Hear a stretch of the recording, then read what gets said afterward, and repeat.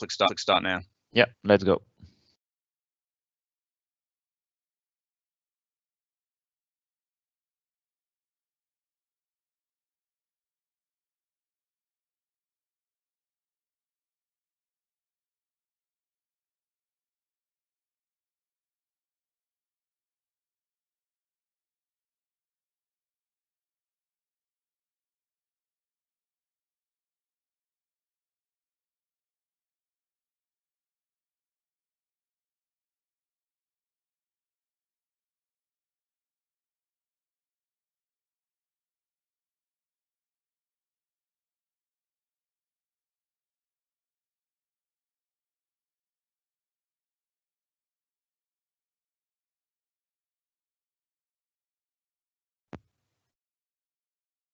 Good morning, everybody. We'll just be waiting for a few more minutes just to get started as a courtesy for those who are in the middle of connecting.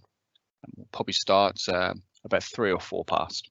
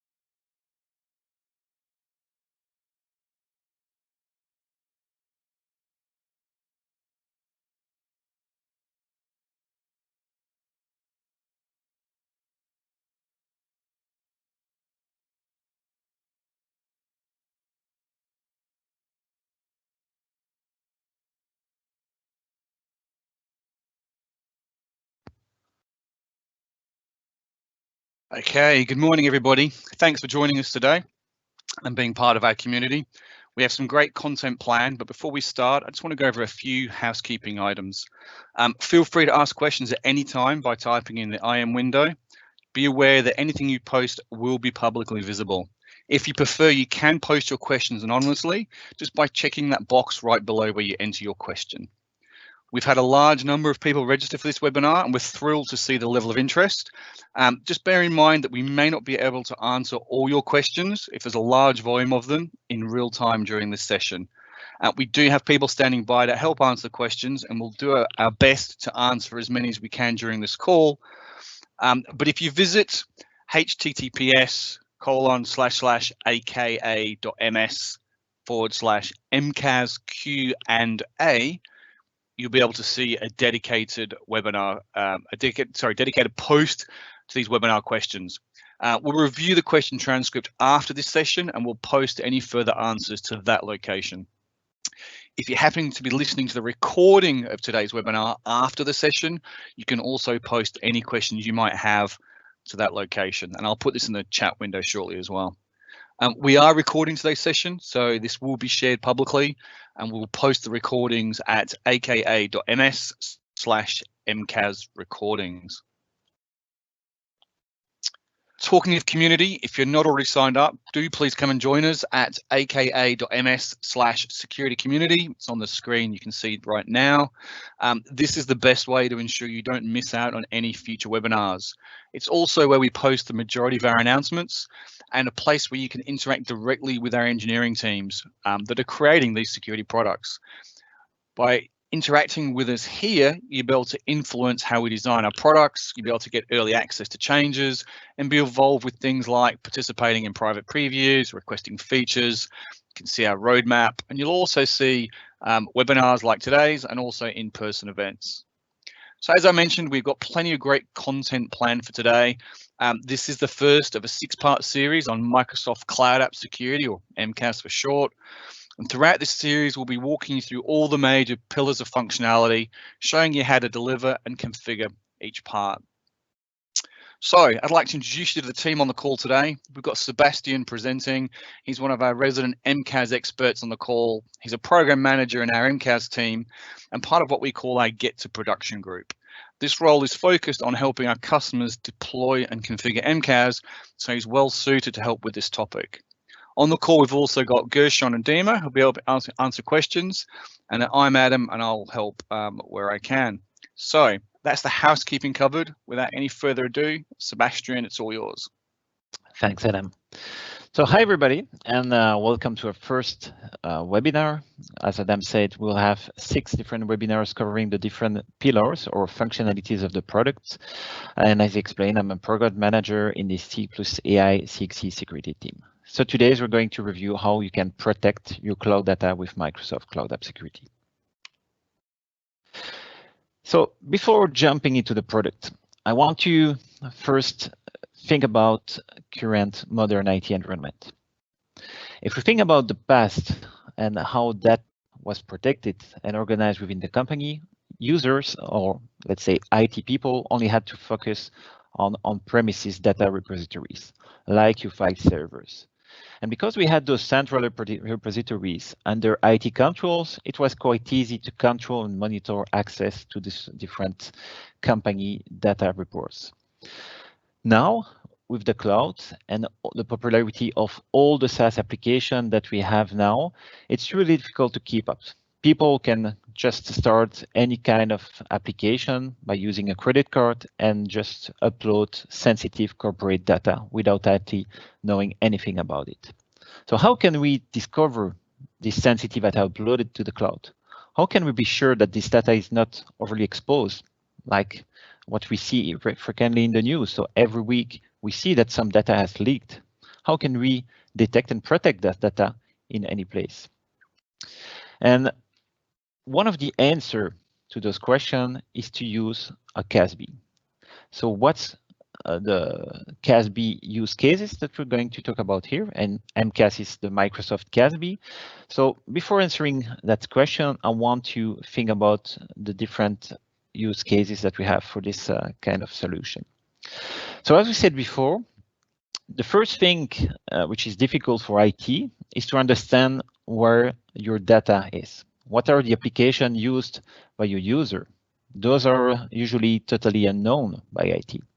And the first use case a CASB can help here is by discovering the cloud application used by your users. That's a topic that we'll cover in detail in a future webinar. So when you know that we have those applications used by your user, you will have to analyze those applications, assess if they are meeting your company's security and compliance requirements. And once you've identified application that you want to validate for your user, you will be able to govern those applications and move them to what we call sanctioned application. Sanctioned application means application that will be approved and managed by your IT company. So when we have those applications under IT control, we'll be able to scan those applications to discover sensitive data in the cloud, discover also if the exposure of that data is correct or not, and we will be able to classify, label, and protect the right sensitive information using our integration with Azure Information Protection. Another solution that we have for answering the different challenges that we discussed before by using a CASB is to detect cloud threats. We'll have also a dedicated session of different cloud threats capabilities of the product, but something we want to protect your company from is, of course, insider threats, like people downloading and exfiltrating sensitive data from your company. So let's have a look now at how it will work. Cloud App Security is part of what we call Microsoft Information Protection. And Microsoft Information Protection is a comprehensive protection and sensitive data will help you to discover, classify, protect, and monitor sensitive data through their life cycle across devices, cloud application, and on premises. But usually people, when they see this slide, ask us, okay, is MCAS going to protect data across all my devices? How I'm going to discover sensitive data on my file server? Is MCAS capable of doing this? No. As I said, MCAS is part of the Microsoft Information Protection, which is a suite of different solutions we have in our portfolio that will be dedicated to protect every aspect of the data lifecycle. If we think about that detect, classify, protect, and monitor story, you can see here on the left that we have Cloud App Security to detect and protect and monitor your data in the cloud. We also have other solutions that are detailed in other webinars, like Windows Information Protection and Windows Defender ATP, to be able to do the same at the endpoint level. We have message encryption in Office 365 to protect your emails. We also have conditional access in Azure AD. That's also another topic that we'll cover. And we have, of course, the integration between Azure Information Protection and our DLP's capabilities. Because this is a suite of solutions and we provide an SDK, ISVs can, of course, create their own solution to help you protect your sensitive data in any location. And we integrate natively with Office 365 and its data governance capabilities. So MCAS, as I said, will help you to answer those challenges for data in the cloud. And the first thing you want to do when you start using this kind of solution is to understand your data and its exposure in cloud application. So the first thing that you have to do is to connect your application to Cloud App Security using our API-based app connectors. I will show you exactly what this is about and where you can configure this in Cloud App Security. And once you have connected your application to MCAS, MCAS will be able to provide you visibility on the sensitivity of the data within your cloud application and the access level of that sensitive data. Something that you will probably do after discovering the sensitivity of the data in the cloud is to classify and protect this data, no matter where it's stored. It could be in Office 365, but it can be, of course, in any SaaS application that we support, like Box or Google Suite. You will be able to apply specific DLP policies to prevent any data leaks or extend your on-premises DLP solution by integrating it with Cloud App Security. Once you've configured all those different solutions, you will be able to monitor, investigate, and remediate possible violation by creating what we call policies that will provide you information when we detect some violation. And you will be able to apply some remediate action, either manually or automatically by using our governance capabilities. So let's have a look at sensitive data journey to cloud application. So everything usually starts at the user level.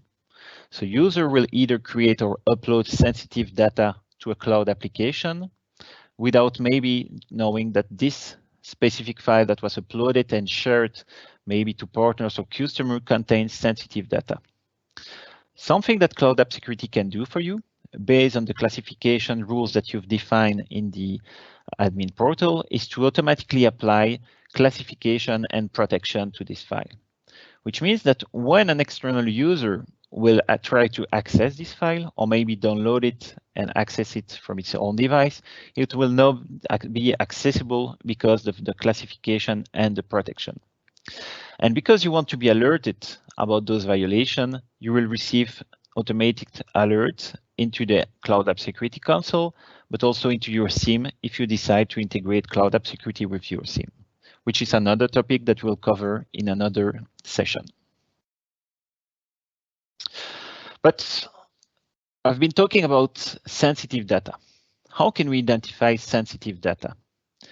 Cloud App Security now integrates with the Unified Data Classification Service, so the same sensitive information types that you can find in Office 365 to let you discover sensitive information based on Microsoft templates. We have 90 sensitive information types available, but you can of course create your own sensitive data based on either some keywords or maybe advanced regex. And then when you have defined that specific custom sensitive data type, use your own classification within Cloud App Security. So let's move to a demo.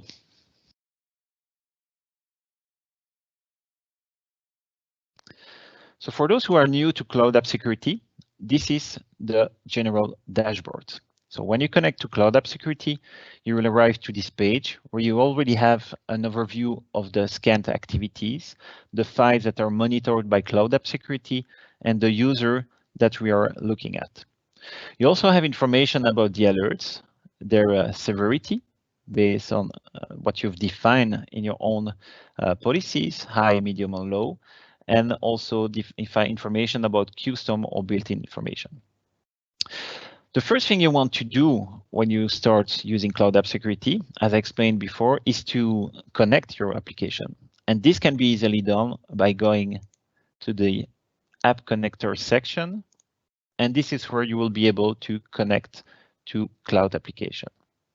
So as you can see in my environment, I have several applications connected, but you can, of course, add more by just clicking on the plus button, selecting the application that you want to use. And you see that we support at the moment those applications, but we are adding more and more connectors for new popular application. And of course, you can always suggest more application using that button. When you have connected that application to Cloud App Security using the App Connector, which is using API calls to scan those files, you'll be able to go to the investigation capability of the product in the file section. This section will let you investigate on the files that are contained within your cloud application. You see that we provide by default several queries, like stale file shared externally, or you can create your own queries that you will save for later use, or maybe shared with your colleagues. If we look at a simple use case for discovering your cloud data exposure, you can easily use the access level and select the public, for example. And here you will have instantly visibility on the files that are shared publicly. So people that have an access link will have direct access to that information without requiring any logging, or you can also add the external or public exposure. When you select this access level, you see that you quickly have an overview of the files that are shared externally within your environment. You can see, for example, in my environment that I have only 51 files accessible externally, and we provide visibility on the file name, the owner of these files, the application where that file is stored, and the collaborators. We also provide you visibility on policy matches that I will explain later. And you can see here, looking at those icons, that we have those matches. So we have that visual indicator. You can also see here, by looking at this icon, that we have that specific file being protected with Azure Information Protection. When you click on those files, you can easily see more details about these files, like the link to its location and the policy matches here.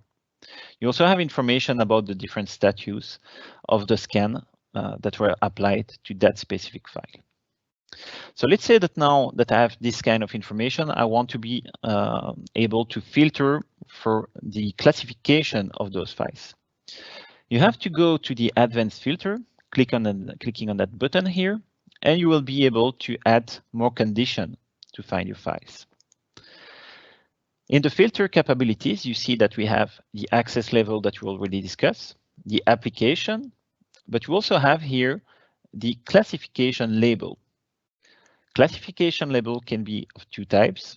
It can be the built-in Cloud App Security classification labels, or the Azure Information Protection when you integrate Cloud App Security with Azure Information Protection. So let's select this specific classification type, and you can see here that we have the list of all the sensitive information types configured in my environment. So let's say that I don't care about public documents that are available externally. I just want to focus on confidential, highly confidential, and banking data within my environment. And you see that we've been able here to narrow our search to only 6 files within our environment.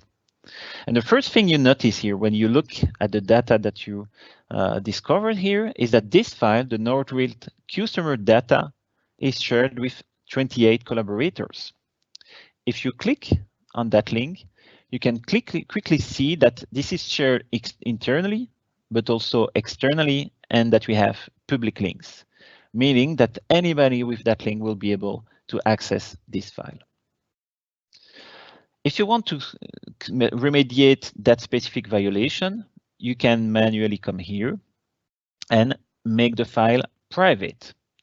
Making a file private means that we're going to remove all the sharings that have been applied to this file. Or maybe you want to take some extra action, like removing specific collaborators or external users. As I showed you before, if you go to the details, you can easily see all those information. But here, because this file is classified as confidential, and because this file is considered as sensitive in my environment, I probably want to understand exactly what happened to this file. So if you go back to that specific location, the 3 dots, you see that you can pivot to the related activities to this file.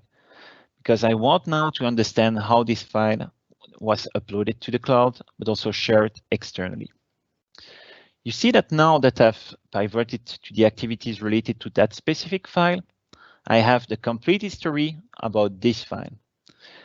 You can see here that I have a visualization on all the people that accessed or modified this file. I see also their different location. So here you can see that I have some people accessing from Belgium or South Africa. I can also see that people are accessing for cloud services. So probably this is somebody using the web applications, like the Office Online tools. And you can see here that this specific user shared that file at some point. So that person shared that file with several users. So you can see here that this file was shared with a specific group of users. But you can see also that this person created an anonymous link, which means that anybody having that link and maybe sharing it externally by email, posting it on a public site, will be able to access that information. And if you go further in your investigation, you can actually see that this anonymous link was used from South Africa by an anonymous user, of course. So that's the first information I have here. But you can also see here that this file was accessed by this specific IP that we consider as risky. If I click on the details for that specific activity, I have the information about the related activity, the fact that the user was anonymous, the IP address used by that user, and here the different tags we have for that IP address. So I can see here that this IP was used from a Tor network by probably a Windows 7 PC or the Tor browser. And if you want to get more details about the IP address accessing your data, we can provide you this information, and you could see if we have other activities related to that IP address. So I will be easily here. I will be able to easily see if that person coming from that IP would have access more data than only this specific file. So that's something that can be really valuable when somebody asks you, okay, you've identified that this specific file was shared externally, but was the anonymous link used? And do we have a data breach here? So let's go back now to the file. So I showed you how you can find externally accessible file, but how can I find this kind of information? So publicly or externally shared information for files that have not been classified by Azure Information Protection. If you want to be able to identify sensitive files based on the content, you will have to create what we call policy that I will detail after showing you this. And when you've defined your sensitive information type matches in policies, you can use those policies here to filter the result. Like here, I want to find credit card numbers or maybe social security numbers that are exposed in the cloud. So you see that here I have other results, like here the test files.zip. So this is a zip file which is not classified using Azure Information Protection. But if I click on the details, I can see the policy matches. So here you see that we have credit card number probably stored in the files within that zip file. So if I open the details, you see that I have information about the document. So my zip file contains that specific Word document. And you have here an overview of the different data matches. So I decided here to expose the 4 last number of the credit card that was identified by this specific scan, but this is really up to you. So if you don't want to provide this kind of information to the admin, that's something that you can hide.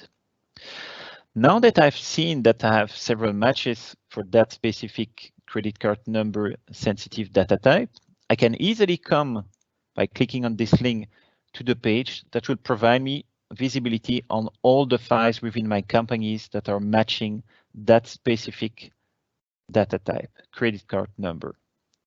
So you see here that we find the zip file that I just showed, but we have other files. So credit card.docx on several applications like Box or OneDrive. And what you can do from here is to look at all those violations and maybe decide that because this file here contains credit card number, but you can see that it's a private file, so there is no extra collaborator, you want to exclude this file from the result and just authorize that file to be in the cloud. And maybe this zip file, because it's not shared publicly, you want to remove it also from the violation you have for that specific policy.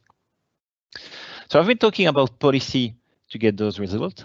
Let's move now to the automatic way to classify and detect your company's sensitive information. So policies, if I click here, is part of what we call control. So when you go to the control part, you have policies. So Cloud App Security provides you different policies types that we will cover in future session, like the activity policies or application discovery policies. In this session, we're going to cover the file policies. When you want to create a file policy, you can start by a template that we provide. So if you're not sure how you can start using this capability, you can easily use one of the templates that we provide, like, for example, publicly accessible S3 buckets in AWS, or maybe files that are shared with personal email addresses. That's probably something I want to find. And here, if I apply the template, you can see that we applied a specific filter for our files. To go further in your policy configuration, you can add extra filters.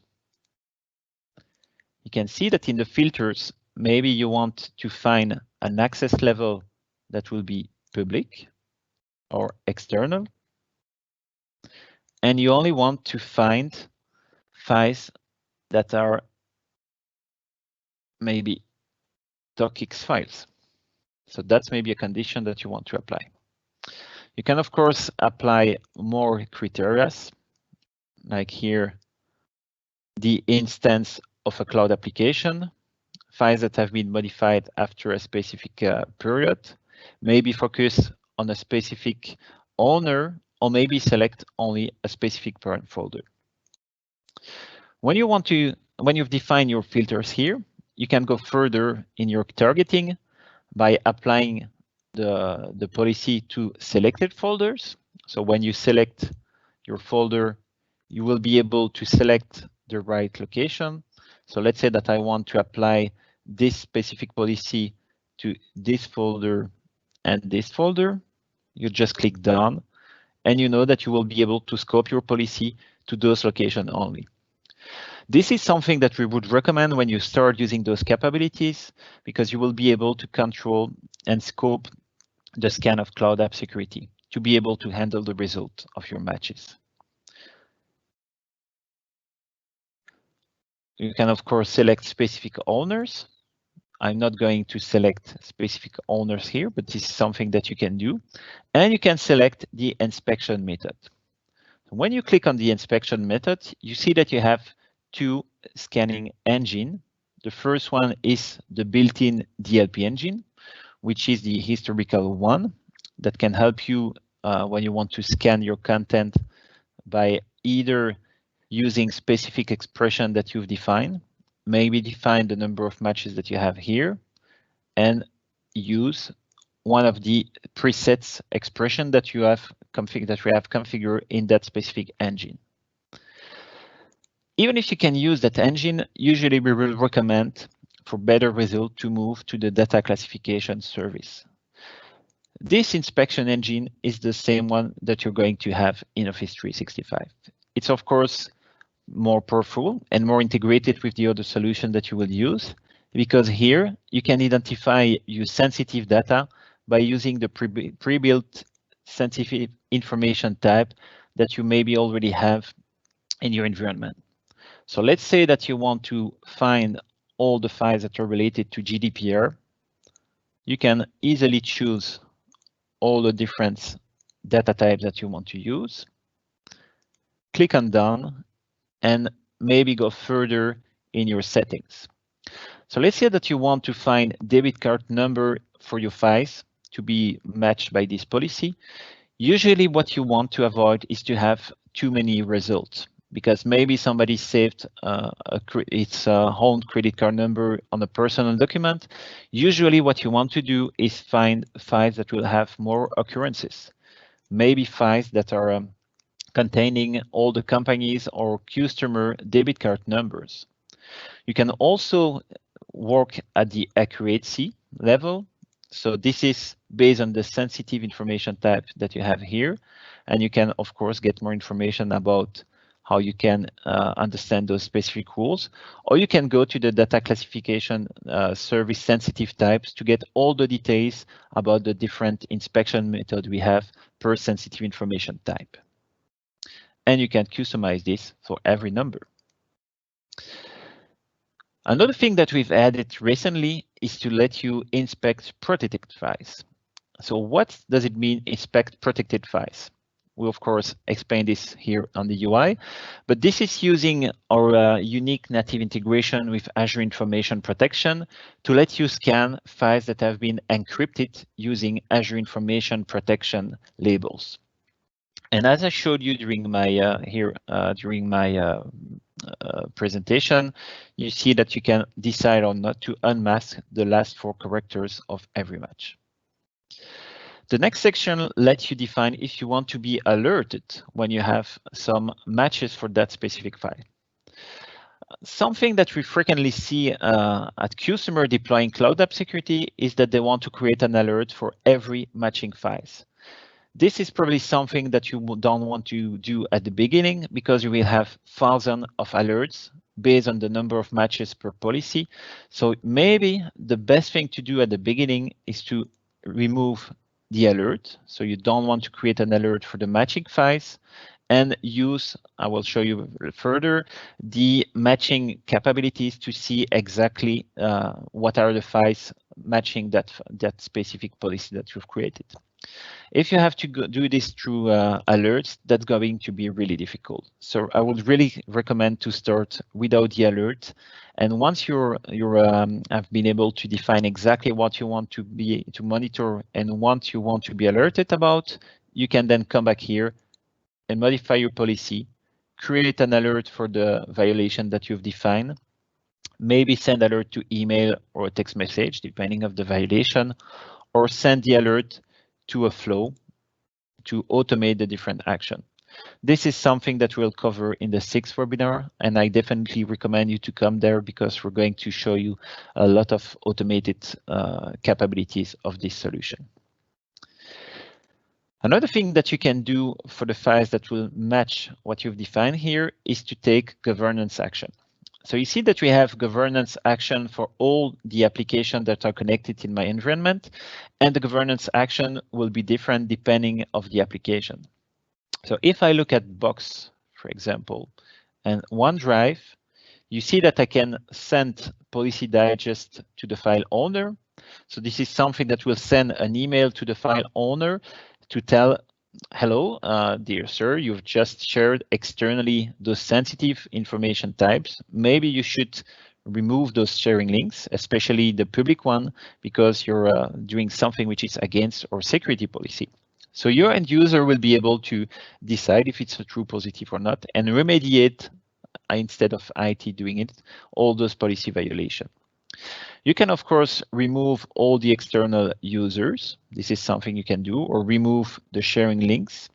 Or maybe, which is something specific here to Box, you can set an expiration date to the sharing links and remove the sharing links after 10 days. So you see that this specific action is not available in OneDrive. So it really depends of the application API capabilities. So when you're creating those policies, we really recommend to review all those different apps specificities. Another thing that you can do in the governance section is to put the file in a user quarantine. So what does it mean? It means that what we're going to do, instead of keeping the file in the location where it's accessible publicly, we'll move the file to another location, a folder called quarantine, where the user will be able to continue to access the file, but people trying to access the file that was shared will only access a tombstone file. So they will not see the actual sensitive data that was shared. Another thing that you can do, instead of using user quarantine, is using admin quarantine. And admin quarantine is doing basically the same thing, moving the file to another location. But instead of letting the user access that specific document, only the admin will be able to review the file and maybe restore it to its original location. We recommend to use a dedicated SharePoint site to move those files that will be put in admin quarantine. And we recommend you to apply strict access to that document library before reviewing it. Another thing that you can do, which is how you're going to automate your classification across your cloud application, is to use this specific integration with Azure Information Protection and select the classification level that you want to apply. So I could apply to those files, for example, here, that they're going to be highly confidential, and I want to apply access permission only to my company employees. If you want to do the same across all the applications that will be scoped for this specific policy, of course, you have to do the same thing here in the different governance actions section across your SaaS application.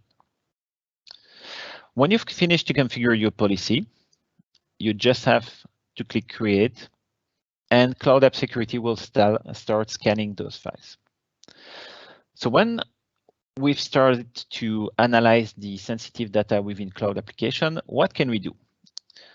I told you that we can use alerts here to see all the violations that will be matching those policies. Or what you can do is go back to your file policies and see the different matches we have for those files. You see in my environment that I have a policy called file banking data in cloud application, and you see that I have 28 matches. When you click on that specific page here, that's where you're redirected to the page I showed you before, where you can review the different violation or the different matches, and that's where you can specify that this file here is authorized. Like, for example, that specific important data within ServiceNow is something I want to authorize and remove from the matches. Of course, if you want to provide a report on this, you can simply export those results by clicking on this button, and we will provide you a CSV file containing the information that we saw here. And because it's a CSV, of course, you can create advanced report using that specific piece of data. Another type of report that we provide you natively in Cloud App Security is when you go to the file page, you have to go here to the three dot, click on it, and we provide you 3 data management reports. So let's have a look first at the data sharing overview. And this specific report will provide you visibility on the number of files per cloud application, the number of files that are private or shared internally, but also externally. So this is an easy way for you to get visibility on your data exposure across your SaaS application. You can, of course, export it just like what we did before. Another type of report that we have is to show you outbound sharing per domain. So you can also now have reports on the different files that are shared across external domains. Like here, if you need to provide to your manager visibility on the files that are accessible externally to Gmail domain or Microsoft employees that are working with you, you can also do this from this page. And of course, we provide the same kind of reporting here for the owners of shared file if you want to find the user that have the largest number of publicly shared files, for example, which in this case is going to be our super admin. And you can work with the authorization page. So I hope you're asking your question in the chat. I will cover some of those after, but before jumping to the question, I'm going to go back to my slides. So what we just discussed for our information protection scenario was nearly real time. Because we're using API connectors to those applications, we are not able to scan in real time files that will be uploaded, or maybe blocking files at download, or maybe preventing somebody to share those files. That specific capabilities is part of what we call real-time monitoring and control. And this specific capability is something that we'll discuss in a future webinar. So I know that many of you are asking how it works. So I'm just going to provide you a teaser about this. So this is a capability that we call Conditional Access App Control. And this is a scenario that will let you extend the Cloud App Security capabilities for the conditional access policies you have in Azure AD. And this is something that integrates with any SAML-based or OpenID Connect-based application federated with Azure Active Directory or any third-party ADPs. And this specific feature will let you monitor session and enforce data restriction, like preventing the download of sensitive files on unmanaged devices, or apply specific AIP classification. This is a topic that will take more than 10 minutes to cover here. So I really recommend you to come to the third webinar session we will have, called Monitor and Control User Actions Across Your Cloud App in Real Time using Conditional Access App Control. And you have here the days of the US and European session. So I really recommend you to visit us for that first webinar, because we'll cover that feature in details and go further than just looking at the information protection capabilities. So now it's time to wrap up. The best practices and the next step that we'll recommend is to first connect Cloud App Security to your cloud application. Go to the portal, connect your application using an API connector like I showed you, and start by identifying sensitive information or publicly shared information within your cloud environment. Something interesting that we saw with a customer was to start with a super simple case, and that company started to look for files called passwords. And the IT admin found out that there were hundreds of files shared publicly and containing password, and of course they were named my passwords. So that can be a good start. And then you can go further with more advanced scenario by looking at sensitive information, maybe AIP classified data, and verify their exposure. Once you've been able to take control of your cloud environment, the next thing you want to do is, of course, audit your environment using Cloud App Security. And there, in your policy, you will monitor things like data exfiltration, maybe by looking at the sensitive files that will be shared externally, or maybe look at the mass downloads, like an employee downloading a specific number of files before leaving the company. That's something you will be able to identify easily. And when you've been able to implement all those three best practices, the next thing to do will be to remediate those violations using governance action in your policies. So you will not have to go one by one across all the files that will be discovered. You can start once you've defined the right process within your company to use governance action within the policies. And this concludes this webinar. So please continue to ask your question in the chat. And Adam, if you want to maybe speak about some of the question you've seen and you want me to discuss, we're here for more minutes. Excellent, thanks, Sebastian. Look, I think the guys have been pretty proactive in the questions channel actually, but one of the things that did come up early on from a few people was, how can I go about setting this up and test? Not necessarily in a production environment, but a lab, or what sort of test data do we have available for them to be able to get a bit of a look and feel? That might be something to talk around.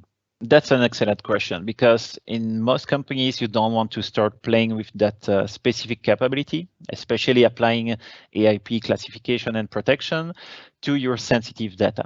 So I assume that somebody will put in the chat the link to the trial for MCAS. So if you can add this in the chat, I think it's aka.ms/MCAS trial, but we're going to post this in the chat and in the security community channel. So you will have there the access to a test tenant, and we'll also provide a POC guide. So we'll already have one available that you can already post in the chat, but we're going to prune very soon a new POC guide that has been updated with all the new features that have been developed for Cloud App Security. Excellent. Another topic that looks quite popular would be, maybe if you can just talk around how to set up a policy on a specific SharePoint Online site or folder. Yes. So let me go back to the console here. So as I showed you before, so when you go to the policies and you want to create your file policy, so remember that's something you have to configure in the file policy. You can apply your policy to specific folders. So when you want to apply it to specific SharePoint sign, this is where you're going to go. So you have to come here and find, so I'm going to select SharePoint. And here you can select the specific SharePoint site you want to apply your restriction to. So for example, here you see that I could apply it to that specific site document library. So that's how you're going to do it, by just coming here, share document, done. and that specific folder will be scoped to that specific SharePoint site.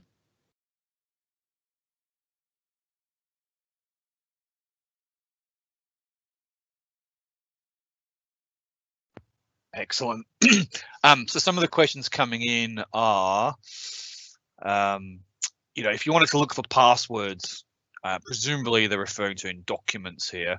Mm-hmm. Is that a defined sensitive data type, or what would be the approach we could take for that? So it's not yet part of the sensitive data type, but AIP just recently released, I think, this kind of capability. I assume that this is something that will be coming in MCAS at some point. So what you could do at the moment, if you have some ideas or maybe a database of files that you would like to look for, what you could do is go to your policies again, like here, policies. Oh, sorry, create policy, file policy. And what you could do is you look for custom specific files, or maybe use a regular expression if you have some ID. So we don't have yet that specific capability to find those passwords, but that's something we'll be able to look at. Cool, thanks for that. Another question that's popped in was, what's the difference between MCAS and OCAS, I think they're referring to here? So OCAS and MCAS share the same components, but OCAS is focused only on Office 365. So if you want to work with Office 365 and third-party application like Salesforce, like Dropbox, like G Suite, like ServiceNow, then you have to go to Cloud App Security. So OCAS is really focused on Office 365, while MCAS is focused to any SaaS application that you have within your company. Cool.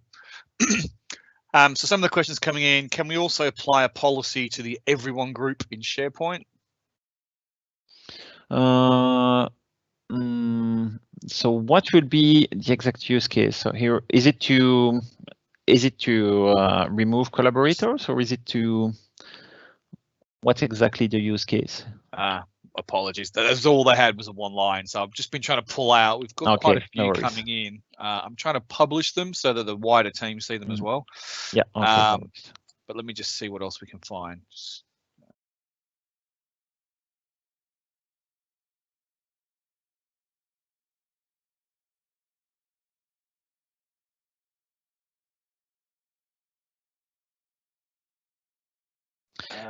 And in any case, if we're not able to answer your question here, feel free to go to the link that we're sharing here, and we'll be able to do some follow-up with any question you have.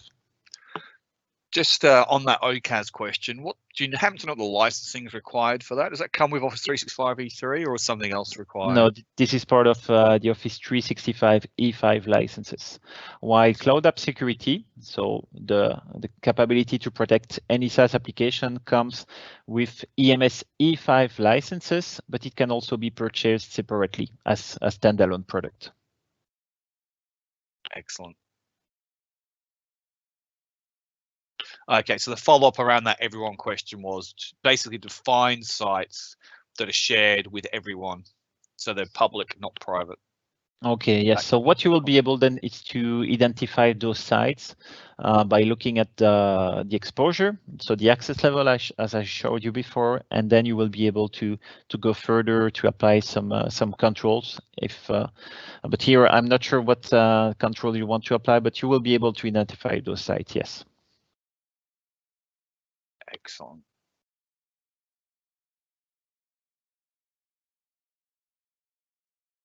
So I'm just looking through the list to see if there's anything else that's worth you trying to talk around.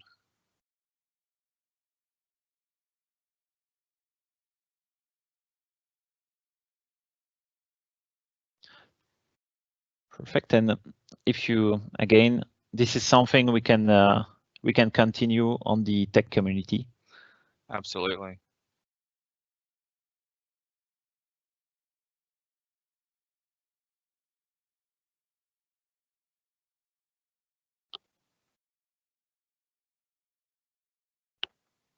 I think that's the bulk of them, but there are still some small ones coming in.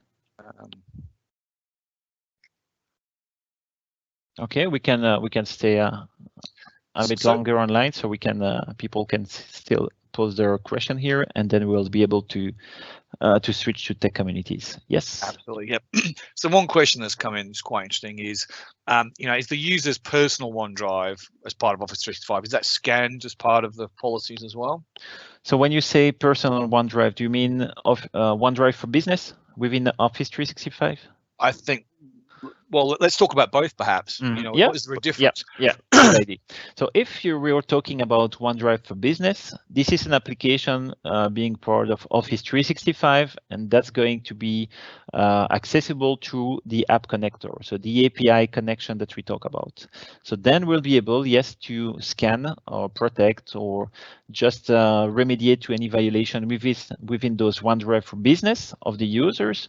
But when we talk about personal OneDrive, because the corporate environment doesn't have any access to the personal OneDrive, and it's the same for the personal Dropbox or the personal Google Drive or whatever, then we will not be able, of course, to scan what's sitting within those cloud storage applications. What we can do is to, instead of scanning it, of course, because we don't have that access, is to apply some restriction and prevent the user to access those specific applications by flagging them as unsanctioned. So this is a topic that we'll cover in detail in the Shadow IT / discovery capability of the product. Excellent, thank you. There is one question here. I don't know how much we can talk around this, A, because it's roadmap, and B, because of the other sessions, but the question is there anything we can share around upcoming features, new connectors, what's hot? Yeah, we recently announced a new connector for WebEx, and we're working on more of those connectors. But Dima is on the call, so I don't know if Dima, you have something you can share or not, or we can wait for official announcement, of course, because this is a public event. Absolutely. So I don't know, Dima, if you want to share something or nothing yet, probably.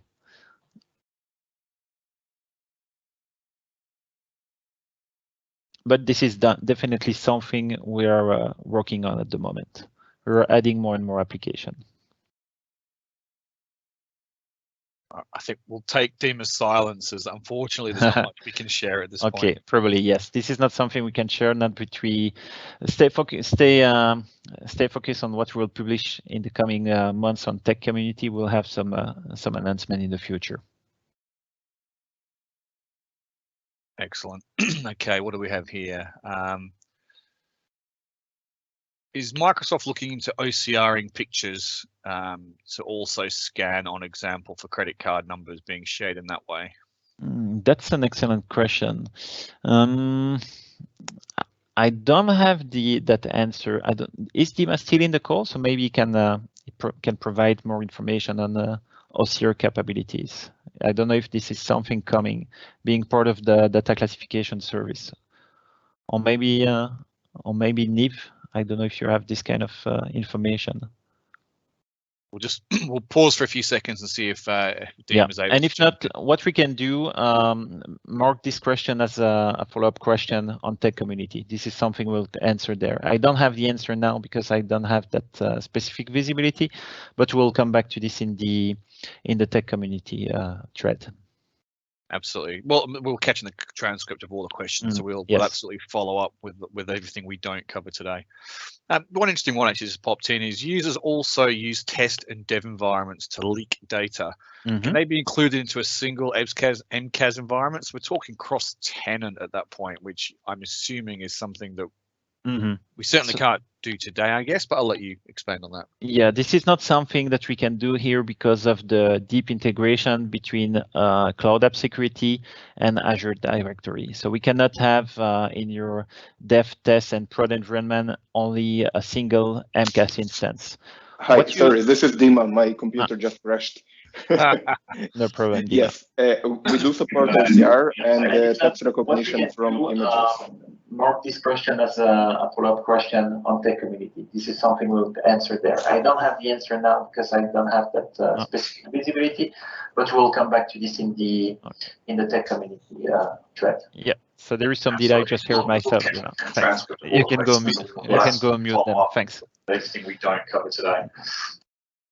So Excellent. Thank you, Dima. So we have the answer. OCR is supported. Thank you. Cool.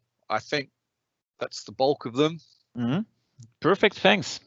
So now I think it's noon for me. It's 11 for you, and probably different hours for all the attendees we have. If you don't have any other question, I will just thank you for joining this webinar, and we'll meet you in the tech community thread. Thank you very much for attending this webinar. Excellent. Thank you very much, everybody. As touched on, we will post the video. I'll put something in the chat channel for us, but just to follow up, the recording will be available after today's session. We will also be following up on any questions that we didn't get a chance to cover off today. And by all means, come and register at aka.ms security community. We've got plenty more webinars. We have an AIP series as well. But this is absolutely the best place to interact with our engineering teams and for you to be able to help influence the direction we're taking with our products. So I absolutely encourage you to get involved, and hopefully we'll see you there. Thank you very much for your time today. Thanks, everybody, and speak to you soon.